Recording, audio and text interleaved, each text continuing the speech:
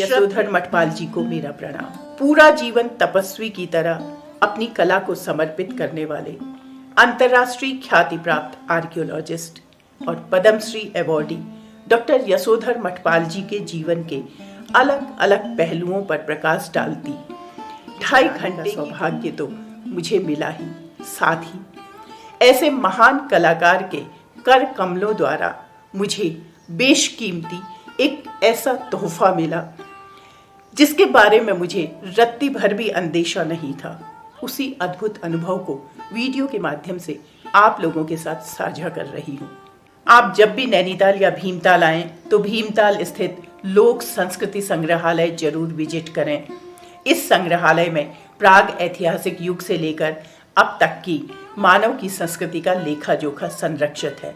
हो सकता है म्यूजियम में आपकी मुलाकात इस महान विभूति से भी हो जाए।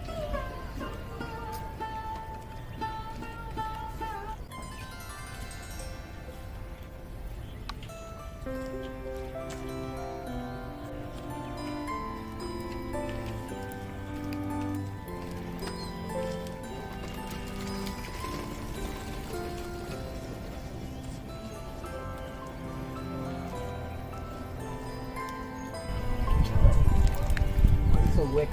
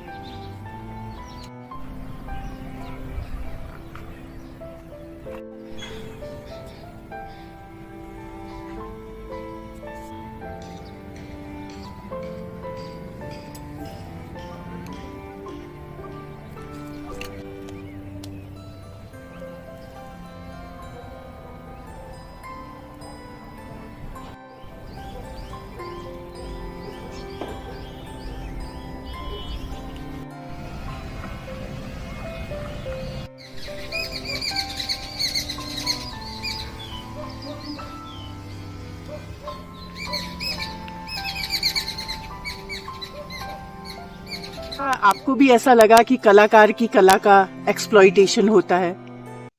हाँ, कलाकार का ही नहीं, हर श्रमजीवी का जो जीवन के यथार्थ में जिसको भोगना पड़ता है, तो वो जिसके अधीन काम करता है तो उसमें कुछ न कुछ शोषण होता ही है। हाँ, घटनाएं बहुत हैं। वो अपने नेता थे, स्थानीय नेता, तो उनके भाई जो थे वो चित्रकार थे और कला विद्यालय के प्रधानाचार्य थे, इसलिए वो उनके माध्यम से उनको सरकारी काम मिल जाता था। और सरकारी काम में उन्होंने एक वहाँ लखनऊ में मोती महल है, तो वहाँ सारे नेताओं के माने बड़े लोगों के चित्र बनाने थे, तो सरकार से उन्होंने लिया हो। और वो चित्र थे करीब 1.5 बाय 2 फीट के तैल चित्र, तो उसमें सस्ता समय था, उनको 150 रुपया प्रति चित्र उनको मिलता था उसमें। और वो रंग और कागज खुद तैयार करते थे, कैनवस बोर्ड। और तो हम इतवार के दिन जाते थे, वो तो उतना 1.5 बाय 2 फीट का पोर्ट्रेट जो है वो हमको शाम तक पूरा करना पड़ता था तैल चित्र, और उसका वो 5 रुपया देते थे। तो अगर आप हिसाब लगाएं कि 5 रुपया हमें दिया उन्होंने, और उसमें के हिसाब से अगर बहुत ज्यादा हुआ तो 10 रुपये की सामग्री हुई, 15 रुपया हुआ, लेकिन उनको 150 रुपया वो सरकार से लेते थे। तो ऐसे ही कई सारे जो असाइनमेंट जो मिले जिनमें हमने काम किया, उसमें हमें केवल एक मजदूरी मिली। क्या कभी ऐसा भी हुआ कि काम आपका था और किसी ने अपने नाम से उस काम को तो शो किया? हाँ, तो उसमें उनका नाम हमारा नहीं लिखा जाता था। अच्छा। नाम उन्हीं का लिखा जाता था। पिता जो होते हैं वो घर के मुखिया होते हैं, माँ और बेटी का रिलेशन होता है, ऐसे ही पिता और पुत्र का भी रिलेशन होता है। जी, घर में सबसे बड़ा पुत्र होने की वजह से मुझे सबसे ज्यादा एक बार से कहें प्यार भी मिला है और मुझे सीखने को भी मिला है। और मैंने बाबूजी के साथ कई प्रकार के कार्यक्रमों में भी हिस्सा लिया है, शोध यात्राओं में भी हिस्सा लिया है, और मैं बहुत नज़दीक से मैं रहा है। और यही शायद यही कारण भी होगा कि आज भी मेरा जो है बाबूजी और बाबूजी का द्वारा जो भी उनकी रचनात्मकता वगैरह है, उसकी तरफ मेरा रुझान भी है। इसको मैं संग्रहालय को आगे बढ़ाना है, और मुझे मालूम है कि बाबूजी का जो एक सपना था इसको एक समेकित रूप में संग्रहालय को बनाने का, तो उसमें भी बहुत कुछ छूटा हुआ है, तो मैं उसको आगे ले जाने की पूरी कोशिश कर रहा हूँ। और मैंने देखा है उनमें एक कलाकार की जिजीविषा भी देखी है, उनका संघर्ष वगैरह भी देखा है कि कैसे उन्होंने जीवन में संघर्ष किया, और उससे मुझे काफ़ी प्रेरणा वगैरह मिलती है।